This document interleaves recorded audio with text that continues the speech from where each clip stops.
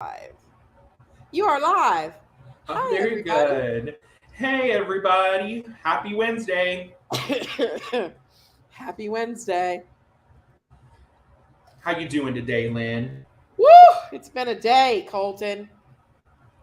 Thanks for having me on. I really appreciate the opportunity to connect with our DRG friends and fans. Oh my gosh. Wait till you see how fabulous these people are and have these questions they come in with. There's Katuri already here. Hi, Katuri. Hi. Thanks for joining us. I'm going to make Katuri come on one of these next month or something with me and answer fun questions and everything. We're here today. We always start with a fun question to start our day. Colton, what's your fun question of the day? Okay, Lynn. I think I know Mama Wester maybe made some costumes for you growing up. She seems like the arts and crafts ma. God. So tell me, with Halloween around the corner, if she did in fact make those costumes, and what was your favorite? Okay, so Mama Wester, who has a minor in home economics, of course, from Purdue University, Boiler up, yes, ma'am. and is a mean woman on a sewing machine, and Ooh, a taught me. singer. Yeah, she has a singer, and she has a singer that it's a desk, and then you flip the sewing machine up out of it. So she's a semi-pro, is what you're saying. She's a semi-pro. And not only did she teach me growing up how to smack dab put a button so that it'll never come off and bind it, my mom did make Halloween costumes. And I love this. when I was in third grade, we had this thing called Fall Festival, and Naturally. they had a Halloween costume contest. I may or may not still have the trophy of a witch on a broom because my costume was a fat clown. And I had a rainbow wig and I had a whole clown outfit. And my mom made me wear pillows because I was not a woman of size at age 9. And I waddled around the fall festival in my homemade costume. I love And I this. won first prize because my mother spent weeks and months on my Halloween costume. I love it. And then the next year, I proceeded to come home as she was making me this beautiful green fairy costume with tulle and everything, and tell her what I really wanted was the Casper the Ghost plastic mask costume from like the Five and Dime. And my mom was so hurt. I don't know that she's gotten over it, but I was a fairy and not Casper the Ghost, if you know what I mean, because Yes. there had been an investment made in ballet slippers and they had been painted. Come on now. There was pale green tulle that matched. My mom got out the Rit dye and dyed the tulle and the leotard the same Uh, color. Bree says you need to provide pictures, and Uh, I think, and now I know Mama Wester can take a FaceTime, so one of these days we're gonna have to bring her in. One of these days we will bring mom and dad in, but my boy did my mom go to town on costumes. My brother was once, of course, a politically incorrect hobo, and he had to stick with the bandana and the overalls, and because what do boys, he was also politically incorrect ninja, and my mom sewed him a whole ninja outfit because it was the 80s and a hobo and a ninja seemed to be those, what you did. So what was your most memorable Halloween costume, everybody? But I did win first prize since I was the fat clown. Thanks, Mom. Fat clown first prize is hard to beat, but Rainbow I. wig. I mean, What's the female equivalent of bozo, or is it just bozo the clown I all don't over? know. Yeah, I don't know. Um, I one year had the distinct pleasure of being. Katuri says she enjoys being Richard Simmons last year. Break out the shorts. Yes. I had the privilege one year of getting to dress up like an old woman for Halloween, and it was my first but not last time in drag. And I think it really started something with me.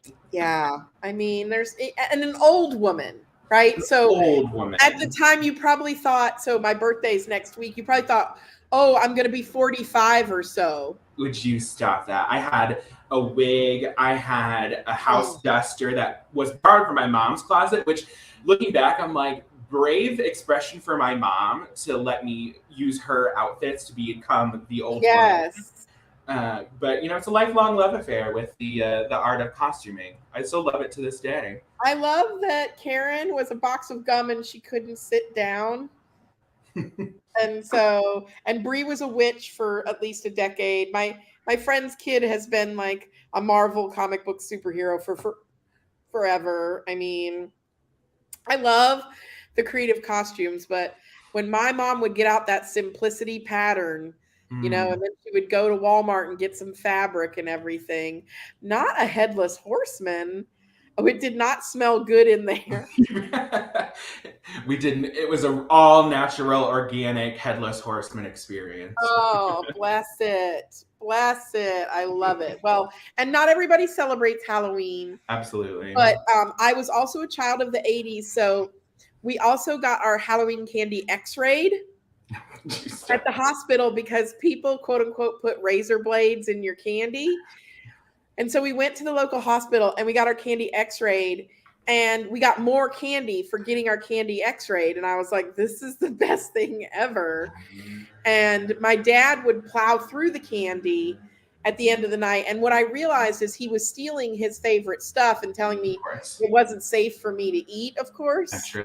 Naturally. It was just not safe. And so, but if I, now that I'm in a good place, if I have trick-or-treaters, I am totally giving away full size. Like I am going full size Snickers, full size. She's investing. I'm investing. I really, I remember the lady that gave out raisins. Yeah. I want to know the backstory of folks that give out fruits and Like, who vegetables. harmed you? Who harmed you that you give out raisins? Now, you know what I mean? Now, I understand that, there are some kids that can't have candy and things like that, but. Teal Pumpkin Project all the way. Right, but, Teal Pumpkin Project and everything like that. So, but raisins, So I know a bunch of you are out there. You're joining us. It's October, my favorite month. It's been a month. We've got a lot going on at DRG. We just released the 4 Pillars of the Donor Experience as an audiobook. Wow. Now, who narrates that? Is it? It's funny because we made a lot of decisions, and I hate my voice, but so I paid a professional actress to do this, a voiceover actress, and it was really funny because they sent. It was Meryl Streep, everybody. It was Meryl Streep. They send you like 5 or 6 different people, and then you have to pick which one, and that was nerve-wracking. But I think if I do 4 Pillars of Donor Relations, I'll go and record it. That's what my team tells me I need to do, but it's hard. And so so Ashley will link you to that. So Suzanne says she dressed as a pirate, and I live on an island. So we dress like pirates like on Tuesdays. So that's not a no, but she said, I guess I was so convincing as a boy that the neighborhood bully punched me in the chest and stole all my candy. I'm sorry. That's unacceptable. I may be giving him too much credit to think he wouldn't have punched a girl. Happier memories. Oh, as a Raggedy Ann. Oh, that's cool. I had a Raggedy Ann. Cherry Kool-Aid dyed with mop heads. I love it. I fly. I had a Raggedy Ann doll, and I was such a wonderful child that I sucked on its hair, and the dye bled, and so it looked like House of Horrors Raggedy Ann. But hey, who am I? So yeah. That's so exciting about the 4 Pillars of the Donor Experience in an audiobook. I know a lot of people use that as their commute time or walking around the neighborhood time. So how cool to get your update there. So everybody, I'm here today with Colton. He is one of our new associates. Colton, why don't you tell everybody a little bit about yourself? Introduce yourself to everybody who doesn't know you. Well, you missed the Halloween costume story. So if popular demand reigns, I'll tell it again. But I am currently at Purdue University, go Boilers, in West Lafayette, Indiana. Hey, Michelle. I am in donor relations and have been in the fundraising nonprofit space for about 10 plus years now. Just joined with the new fabulous cohort of DRG associates. I've got an amazing set of teammates, and actually, I'm going to plug it now. We are doing as associates, we are doing a webinar series that is specifically designed for small nonprofits. So we all know that higher ed has a different level of staffing and resources than some of our other nonprofit friends. So we are tailoring this course specifically for y'all. And my good friend Holly and I are going to be presenting tomorrow, says Ashley, and we are going to be talking about some must-haves in acknowledgement and stewardship basics for a party of one, Lynne. Because did you know sometimes donor relations is a party of me, myself, and I. You are a party all into yourself, Colton, or Coco. Yes, I might say. That's the old family name. I am so excited for this small shop series. It came out of y'all's feedback, and the associates jumped right on it. And people today have been signing up right and left. Oh, thanks, Shelly. Yeah, and so we're very excited about it. In the meantime, we're working really hard on the webinar series, the big series for 2023. New York City, we are doing a conference in New York City in November. And Colton, today we sold out of day 2. What? That's awesome. 3-day conference. We have the 4 pillars of donor relations. Day 2 was breakout, half day, like DE&I and behavior based. That's sold out. And day 3 is the 4 pillars of the donor experience. It's in New York City. We've got a lovely Cornell gave us their downtown space in this beautiful building, right in Midtown. And so excited to go back to the city and teach. And you know what's funny, Colton? What up? 90% of the people registered for the conference in New York City don't live in New York City. But guess what? NYC, the whole world keeps coming. Little Annie for you. So excited. Our team is going to have our business meeting, and we're also going to go see a show, and we're going to have some fabulous dinners. Okay, I have to ask, what show are we seeing? Is it selected yet? Okay, the show has been selected. Oh. It is the Book of Mormon. I love full support. The Book of Mormon. I haven't seen it. We all want to watch Angie's face when she sees it. We want humor and laughter. And so I think 2022 could use a fair dose of love and laughter myself. Right. And so we're very, very excited to go see Book of Mormon. Angie and I, when we were in London, we went and saw Hamilton together. And it took me like 2 weeks to process Hamilton. I'm hoping that Book of Mormon is quicker for me. But we're really thrilled. And we're going to have some good times roaming around the city and teaching there in New York City. So come join us if you haven't. That's your old stomping ground, right, Lynne? Didn't we have a little stint? Where I used to live and love. And I was booking dinners the other day, and I was like, oh, I want to go here. Oh, I want to go here. And so there's something I was reading one of my, you know how you have the flashback in the time hop in social media? Yes. Well, my time hop said to me, New York City makes me feel sane. And now here I am on an island looking at the ocean going, this makes me feel sane. So it's funny. I'm about to turn 45 on Monday. And it's funny. Were you about to start that with a twa? Yeah, right? 25. That's what I heard, a two in there somewhere. 25. Mm-hmm. So Colton, you know what? We have lots of people on the line and we're just chit-chatting, but we should be less selfish. Let's do it. What kind of questions do you have for us? What kind of fundraising things are going on in your world? What's going on with your fall? What's happening out there in donor relations and fundraising land? It's homecoming time, Lynn. For our higher education friends, I'd love to hear about some of those experiences in donor relations. It's endowment reporting season as Ooh, well, Colton. it is a It's time. COCO and endowment reporting seasons. Oh, look at this good question. I love it.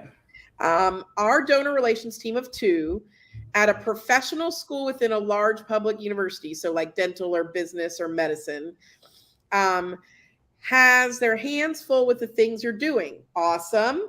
An acknowledgement program we're proud of. Good for Impact you. reports by type of fund, giving impact reporting, gift management stuff, gifts and special communications from the dean, naming issues.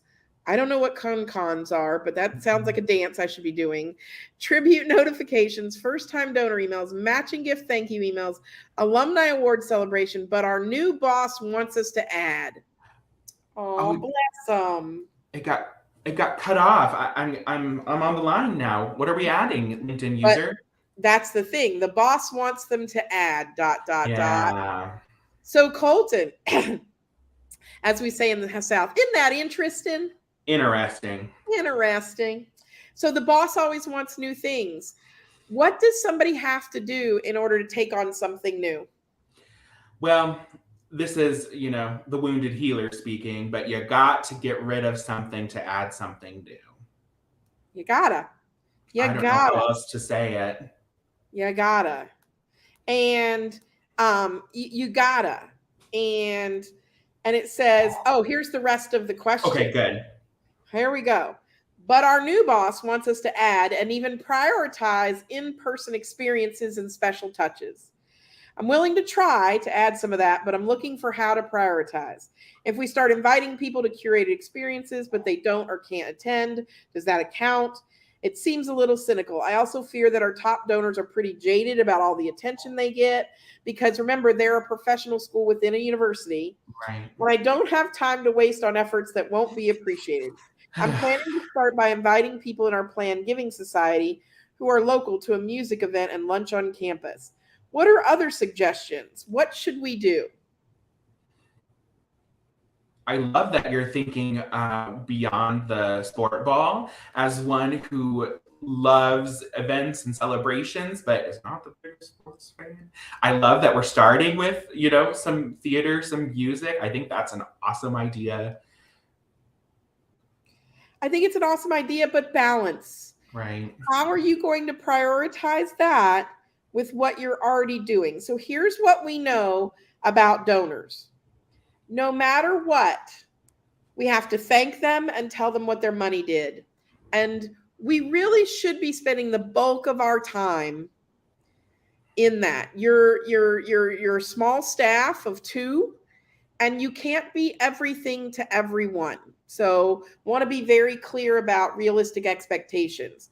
So what I might suggest is also that you say to your leadership, here are the things that we're spending our time on, and here's their ROI or ROE, return on engagement. You want us to do bespoke, custom, top donor things. Can I first verify with Central that they're not already doing something? And then B, what should fall off my plate so that I can take on those things, right? And I think you're wise to think about donors and their saturation point. I would be looking at what donors are currently being overlooked by your organization. It's probably not your top donors, right? So I often say you have a full plate, but I don't have my teams planned to a full plate. I have my teams planned to 80 to 85% capacity. So I said this to a new group that I'm consulting with this week, and the 3 young ladies on the Zoom call kind of looked around mysteriously and were like, what do you mean? And I'm like, if you plan your team to 100%, you have no room to pivot and no room to take on crisis or emergency. And you also have no room to plan for the future. So when you're building out your plan, you want to plan to 80 to 85% so that you can take on other duties as assigned, so that when something happens, both good, bad, and otherwise, you can take it on. Do you know what I mean? So really want to be thoughtful about that. So I hope that helps. And we're always here to help. Now, Colton, I know you can see Macy's question. Do you want to read it for us? I sure will. So Macy says, I need help with the donor honor roll question, but she knows our thoughts, smiley face. Um, for our Plain Giving Society, we're debating whether or not to include all donors, regardless if they are still with us. I assume that means living, even if they passed away 10 plus years ago. Half the staff says to include as they left their legacy on the university. Half said not to include. Help. Bless it, Macy. Bless it. It's a blast. It's a, So, go ahead, Lynn. what are we doing, y'all?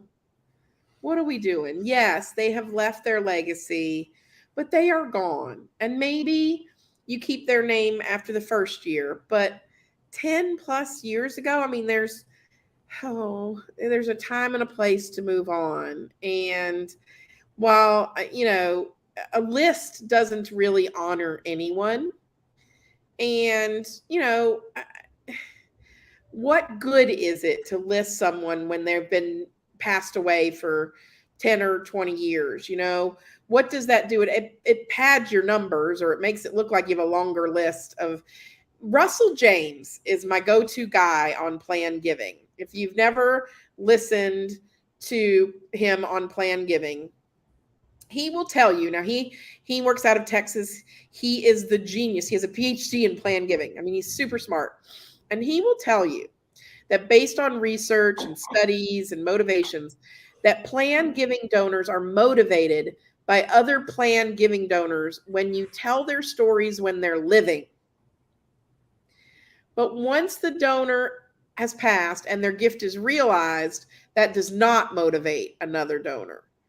So it's, what is Colton doing while he's alive, and how do we honor him now before his planned gift is realized, not what do we do once Colton has passed away. So that's my 2 cents. What do you think about it, Colton? My thoughts are give them the flowers now, right? If they're passed away, they're not going to be able to see their name in print. And I understand that you're probably still trying to honor those folks and their legacy, but you want to be making sure that you're taking care of the folks that are still here. Yeah, I love that. Courtney says, I had a husband who would call me every year to make sure we were listing his wife. We kept her on there at least until her husband passes and the gift is received. I mean, yeah, awkward. But he probably was just trying to keep her memory alive, which is, that's sad. And, there's got to be a better way. And also, you know how we feel about lists. So, how we feel about lists. Keep your questions coming. Keep the suggestions coming. Casa of Northwest Arkansas says, do you recommend double-sided appeal letter or legal size? Double-sided anything, that means I got to read 2 whole pages. I don't know. The attention span of a human being is, whew. And so, let's see. We're crafting some appeals right now, and they're 1 page. Now, there's tons of studies that say 4-page appeal letters, or it depends on your audience. Depends on what you're trying to accomplish. But I actually like a self-mailer.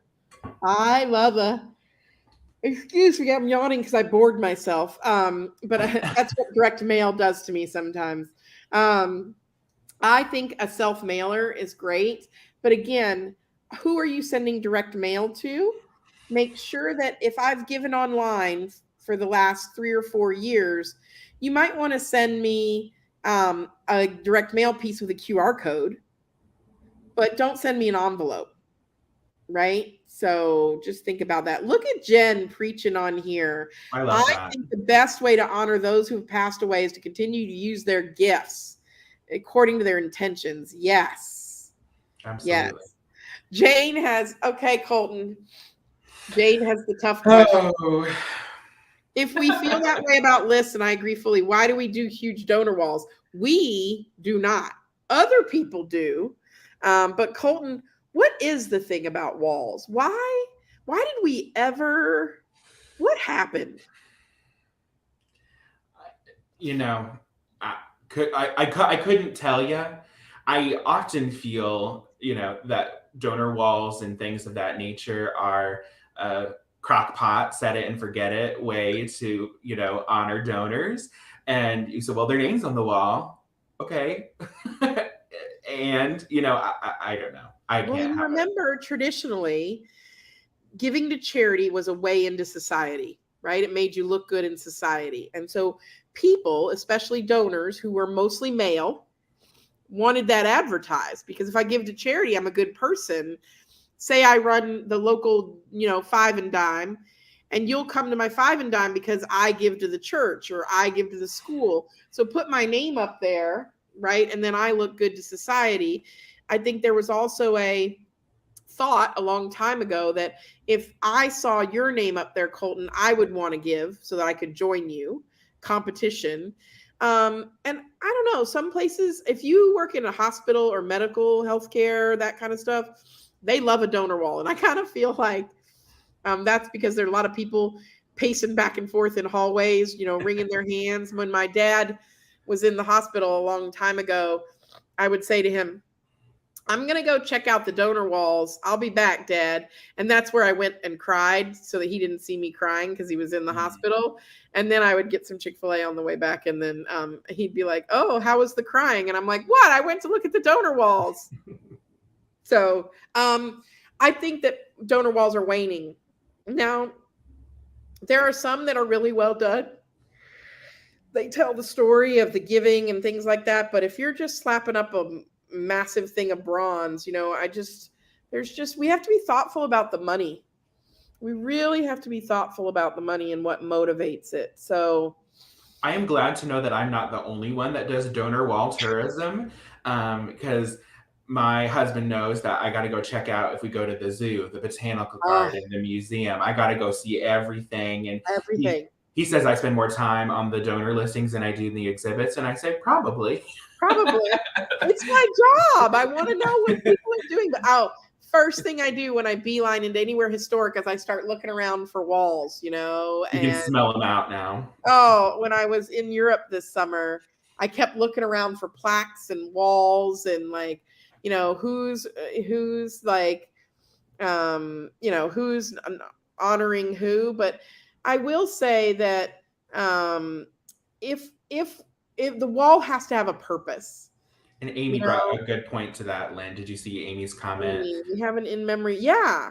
If it's an in memory wall, great. But if it's just to celebrate money, I don't know, and a purpose is a great thing. And in donor relations land, we try not to do anything. See, she's a small community hospital. There Exactly. you So go. people are going to know those names, and they may have an attachment to them. So Yeah.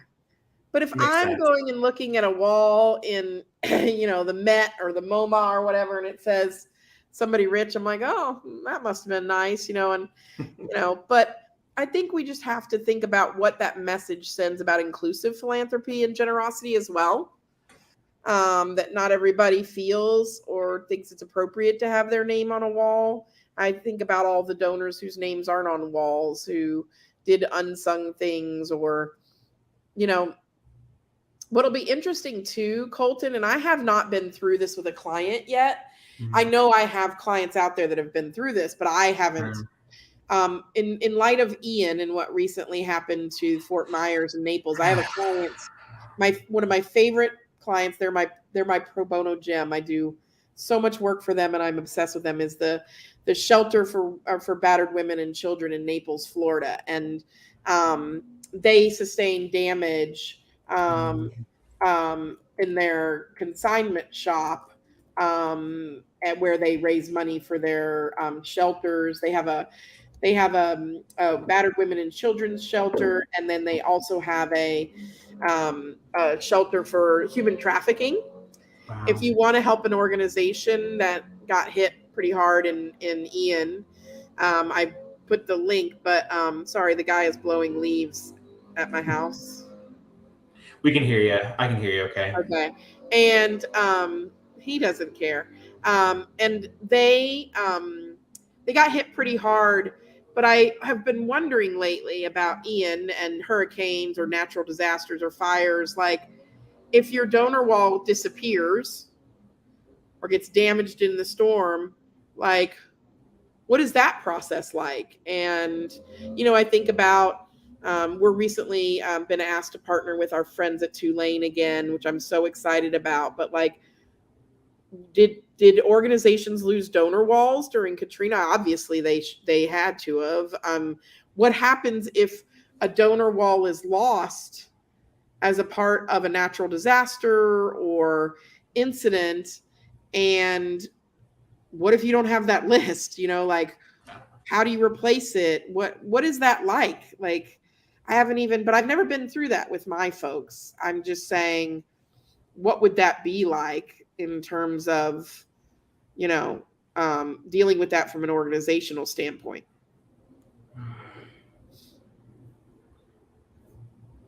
Yeah, definitely something to think about. For sure. What are some other comments or questions that y'all have for Lynn and I? We've talked a lot about donor walls. We talked a little bit about appeal letters. What else is on the brain? Lynn took a break on the microphone here for just a minute, probably to let the work get done a bit more, but we're here. We're watching your comments. There he goes. Everybody has a job to do. I'm appreciative that they do a good job, but every Wednesday afternoon, it's like clockwork. So, ooh, Katuri, any end of year's do's and don'ts? I think if you haven't already decided your Giving Tuesday strategy, or what you're going to do after you get new donors in Giving Tuesday, that's something to think about.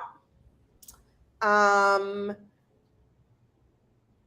think it's going to be an interesting year for giving in terms of, I keep hearing that a lot of organizations are down in donors but up in dollars again, especially in education. The MacArthur prizes were just awarded today, and they're called Genius Grants. They're for people who, they're just amazing people. If you ever have a chance, read about them on philanthropy.com. And the MacArthur Foundation announced that it increased the no strings attached award amount to $800,000 from $625,000. And I just am like, I'm so here for it, because it's going to change so many lives. It's going to do so much good. My question at the end of the year is, what are you doing to sustain loyalty? What are you doing to retain your donors? And I think, in our competitive philanthropic environment, how do you let donors know that you need them and that they are an important part of your organization? So, yeah, it's just, it's how do I know that you need me? And not that you have need, but that you need me. That you need me. That's really the thing. Kylie says, we have had success with very curated dean salons with 15 people yes, invite only and related to their interest. Cause-based events, that's it. So look at that last part, Lynn. It's a Zoom. So there's a digital component to that. So you can participate no matter where you are. I love the accessibility of that, and I love that. I love that you're meeting people where they are. You're also thinking about, in terms of cultivating their interest. A lot of the times we gather people based on how much they've given, and I've been railing against that lately, and saying we need to gather people based on what they care about. So you're doing it right, Kylie. Keep up the great work. I'm so glad to hear about that success. Iris, as part of the gift planning team, I need to develop a plan or proposal to engage current and retired faculty. Thoughts? Ooh, faculty is, I'll tell you what, staff and faculty are often overlooked, and they give on top of what they give in the office and, out on the job. And they are a great source of plan giving. So if I'm cultivating retired faculty, do you have a retired faculty get together? So Whitworth University, one of my favorite places, they have a retired faculty and staff get together every year, and it's like a tea. It's outdoors on a beautiful day. They invite them all back. They hang out with their friends. And if you've made a planned gift, you get your golden pine cone. So it's literally a spray painted pine cone. And so and the president is there, and it's very informal and familial, and there's not a huge program other than to say you are the shoulders upon which we all stand on. Love that. And the other thing for retired faculty that give is they have a lunch bunch once a month. And every month they gather in the student cafeteria and eat. And during that once a month gathering, the advancement office will send somebody by to sit with them, whether it be a baseball coach or a gift officer. And they always usually bring a cake or, a treat for them, or tickets to the football game, or just gets together with the lunch bunch and stewards them. So you got to bring them together. They want to see each other. They're not dead. They're just retired. And they're just a great source of plan giving and interactivity. The other great place to engage them is around commencement or convocation.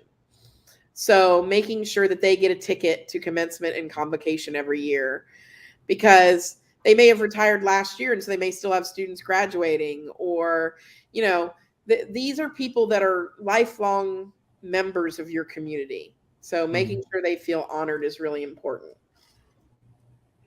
Great question. Mm-hmm. I'll read this one. Susanna asks, what are the essential components of endowment reporting? Ooh. We have an entire course on the essential components of endowment reporting. But here's what we've learned, and we've learned a lot since I created Otter, which is on-demand digital endowment reporting, and we digitized endowment reporting.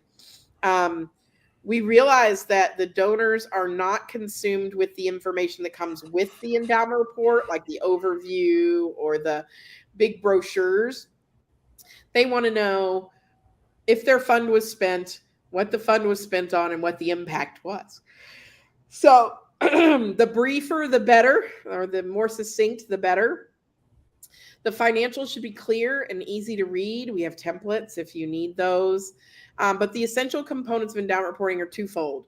Financial reporting, which is required in the United States by law, which says, here's your market value, here's the original investments, here's kind of what that throws off every year, and here's what we spend. And then the impact. And here's where your $600 went. Here's where your $6,000 went. Here's what happened to the money. And so most places that are larger split those two. Financials maybe in the fall, impact in the spring, giving us a couple of touches and also the time to compile all that information. But no matter what you do in endowment land, short and succinct is the best thing you can do. And if the donor wants more, they will ask you for more information, or you can give them a survey, which most of us do with our endowment reports, to gain their feedback. So yeah, great question, Susanna. What about you, Colton? My friend Brenda from Purdue, boiler up Brenda, she agrees. But I think we've talked with a few of our own clients about this, Lynne, is what happens after the endowment report is delivered. And that is a critical component that I think gets overlooked. And a lot of times folks are like, well, silence, right? So right. I think that that's a key piece of the conversation in endowment reporting, is what happens after that report is read and viewed and hopefully ingested. So interesting. So I have a bold opinion about endowment reports, and that is we should not be doing the impact part of the endowment report unless they're a managed prospect, an active donor in our pipeline. I know the donor relations guru is like, we don't. Now, everybody that has a tie to the fund deserves financial reporting. But in terms of chasing down the impact, finding out what we spent the money on, that is for managed prospects, because the whole point of doing the reporting is so that the donor gives again, which means I'm giving the fundraiser the opportunity to follow up on that impact report and ask the donor for more money. There is no, like, every now and again you can send a report and a donor will send in a check and say thank you, but the whole point of it is to have something to follow up on. It's just like an event. You can't just have an event and not have a follow-up plan. You gotta have a follow-up plan for your events. Otherwise, the event itself is just, some nice cube cheese and some cheap Chardonnay, which, I mean, I love cube cheese, but, you gotta keep it within reason. So Melissa says, interested in your tips and tricks for justifying additional stewardship team members when your team has reached capacity. They've got a lot of hospitals and lots of team members. That doesn't tell me that you're at capacity. So Melissa, I'm going to play devil's advocate and say the first thing you should do before you advocate for more staff is an assessment of your current program. An assessment of your current program, whether you hire a consultant to do that, whether you do an internal assessment. Is every single process you have the smoothest process possible? So Colton, for example, recently, Colton and I are partnering with a couple of clients right now, and he took a client's acknowledgement process. And Colton, tell me about the cutting or the streamlining you did, like, of an existing process. Yeah, so it's really looking at how many people have to touch a process, how many people are required to execute that process, and looking at, team FTE as a whole and really allocating that time and resource to what is most impactful. So, is it cutting down on the number of different types of gift acknowledgements that you send? That was one thing that we talked about. The different signers of the process, getting things more digital, getting things more automated. I saw a question earlier about automation for gift processing, but these are some things to consider as well. Lynne, in our chat, you have a great blog post from a few years ago that I linked in here that might be a good resource. Thanks so much. Yeah, so streamline your process. If you can say that your team is acting at maximum capacity, that you can give no more, like you have done it the best you can do, then you want to look at what is the value add of a new team member. What is the value add of that team member? What does it look like? And what would they be adding? Is it more activity? And maybe you want to start by freelancing some of that out, right? And then adding it in, and building up to a position. But what are you not able to do that you would be able to do with a new person? As a consultant, I have to tell you, everybody wants more people and more staff. And leadership, that is the hardest thing to argue for from leadership. Sometimes I can get them more budget. Sometimes I can get them, resources, but a human being is the hardest thing. So you really have to make the case. Now, if you can make the case, then great. But what is the added value of that third person? Right? And so if you are highly organized, streamlined, and everything, then what donor population would that professional get to? And I always say, Melissa, when you're prioritizing, what impacts the most amount of money and what impacts the most amount of donors? If you can hit those two populations, then you'll be doing really well with your leadership. So Love that. Love that. She's like, I've already leaned into a lean background and up-leveled processes. So then you're ready for a new person. So then the other tip and trick is find out what motivates the boss. Are they competitive? Are they comparative? If they're competitive, then you go to your nearest competitor and you say, here's what they have in donor relations and we don't have. If they're comparative, then you say, here are 5 healthcare systems that are just like ours, and here's their staffing levels. And again, we have that information in our Pulse of Donor Relations report for you as well that shows staff sizes as well. So we're happy to give you and share with you that information. But the best case you can do is first show the impact of your high-performing team and then show what would be additive. It's a great question. Can I take this next one? How important are highly customized VIP acknowledgement letters? I'll get to the next part, but Penelope Burke always says that time and time again, donors consistently rate timeliness of gift acknowledgement over customization of gift acknowledgement. So I think those custom VIP acknowledgements are great if you can get them out in a timely fashion and balance all of the other things that are already on your plate. Should this be saved for custom donor visits? Yes, I think that seems like more of like an impact report, and I think the answer to that is yes. Yeah, I mean, Colton and I recently had an experience. If you can't get it out quickly, then the touch is lost. So you can personalize it within an inch of its life, but it's slow, then it's not meaningful. And I know many donors who would say, I would rather you just text me and say thanks than put some frilly-dilly letter together. So just something to think about.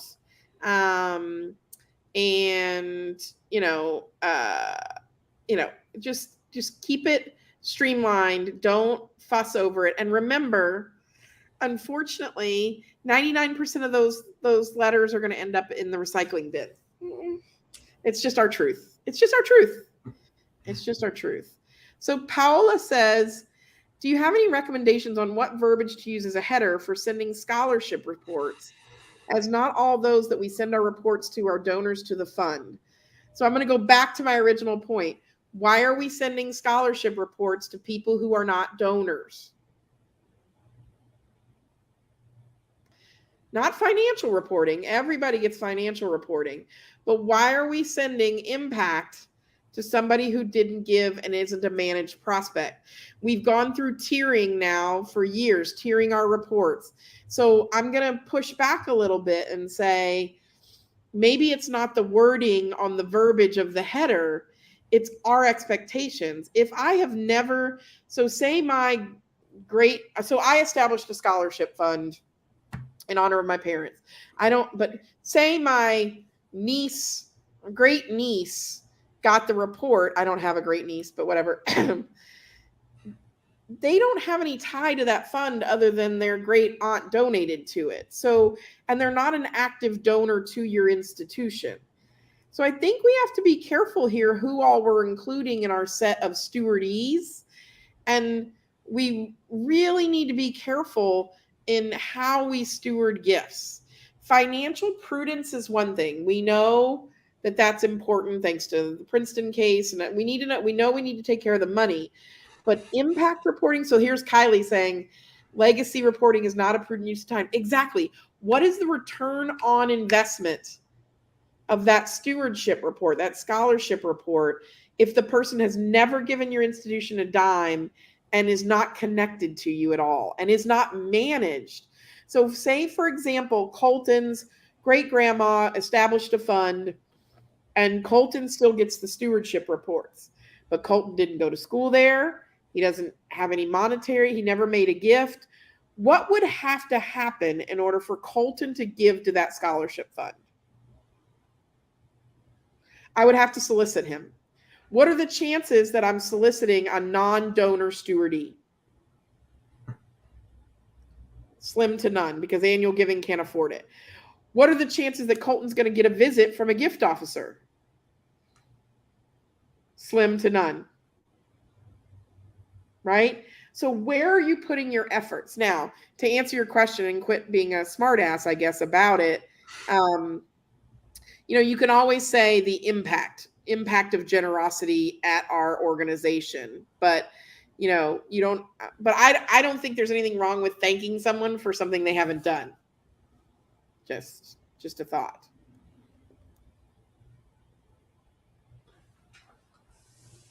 Anything else here in our last few minutes together, friends? Any other Halloween memories? Halloween treats? Oh my God, Colton. So What's that? we don't get, grocery shopping here is a sport, because you never know what you're going to get on island. But and I am not a sweet person. I am salty. Like, give me a bag of Cheetos, Doritos. Like, I'm there all day. Funyuns, whatever. And I don't like chocolate. I know I'm blasphemous, right? But I went to the grocery store this weekend, and they had Brock's caramels. Oh, I love a Brock's. You remember the Kraft caramels that just came in these clear wrapping? Yeah, I sure enough do. Absolutely. Well, they had Brock's. They didn't have Kraft.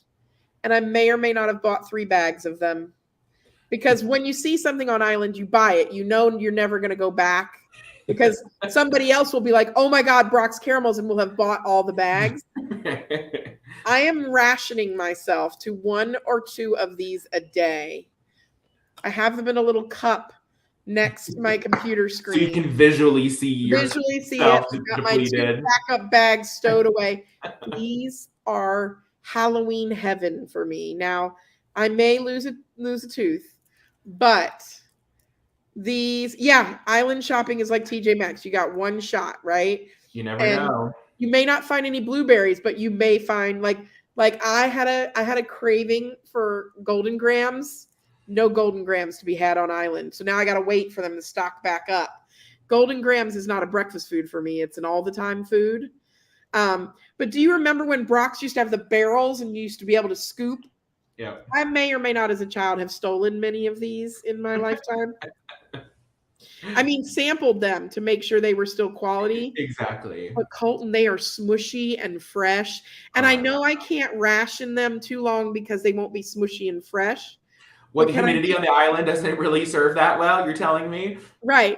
But can I just tell you all the fresh joy that a simple thing is for me? I mean, I know it's like every time I go to the States, we all eat at McDonald's because we don't have a McDonald's on island. And so everybody on their Instagram posts a photo of them eating McDonald's when they get to the mainland. Like, we're crazy, so it's fine. It's just, I just wanted to share some joy.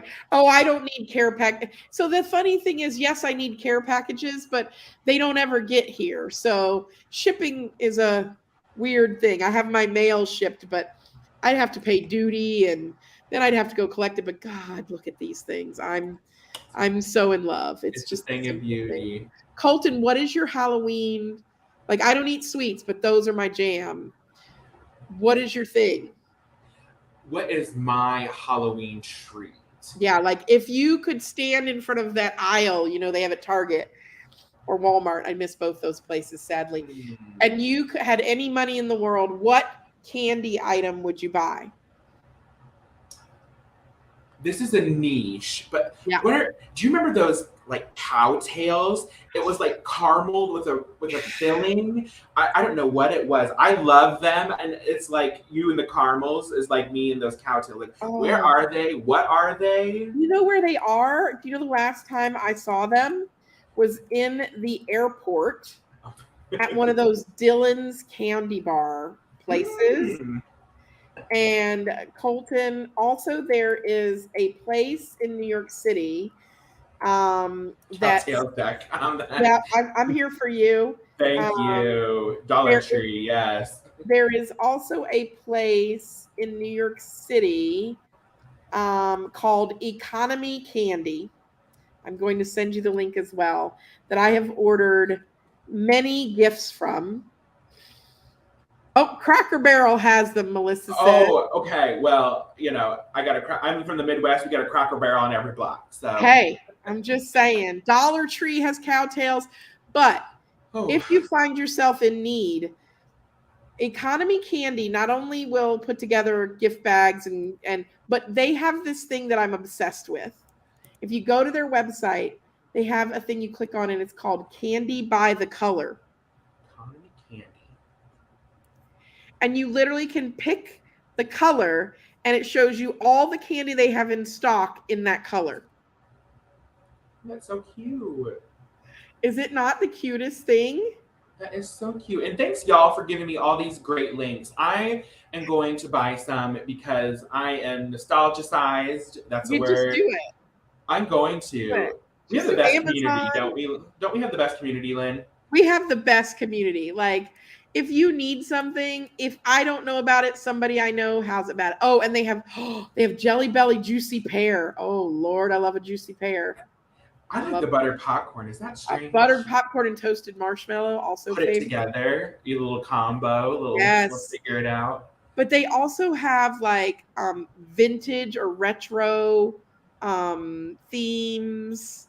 Anyway, Economy Candy is the jam. I'm sure you can find it on Amazon, but it's Economy Candy. Oh, Suzanne likes that idea. It's a fantastic alumni relations because you can do school colored candies. Yes, you could also do custom M&Ms. They're expensive, but Candy by the Color is my jam. I'm telling you. That's awesome. You guys, it's the little things. It's these are the joys, I've been having we just have had, it's been a week, if you know what I mean. And some of these meetings I've been in lately, I've just wanted to just give up. And, Brock's will bring me through, man. Brock's will bring you through. Okay, wait. Terry had a good question while you're. We have a work question. Go ahead. Yeah. What is the latest recommendation or trends for Thankathon and Phonathons? How are programs doing that stopped? How are organizations digitizing some of the outreach? Can we do the thank you plug? Yeah, most of us have moved to ThankView because most of us don't take phone calls anymore. Now, here's where I believe in calling a donor and thanking them. If they mail you a check, they're analog, they'd probably be more welcome. But honestly, my parents just look at their phone and watch it ring. Like they don't answer it anymore either. She's busy sewing. Yeah, my mom. Hey, she's probably baking some pumpkin bread or pumpkin pie right now. Like she'll tell me what they're gonna have for dinner, and so she'll tell me about how taxing the grocery store was this week, and the latest controversy, and then I'll let everybody go, is they reorganized my parents' Walmart. No. They changed the aisles. They changed the layout. Lynne, she was in and out. She is a busy woman. It has a list by the aisle. Start in the perimeter and then get to the aisles and check out in the middle. Yep. Had my dad trained what he was allowed to buy and wasn't allowed to buy. Kept his hand on the cart the whole time. He pushes the cart. Yep. They reorged their Walmart, and my parents are like, I'm 86 years old. You can't be doing this. Right. You don't understand. They went to go look for peanuts and found tampons.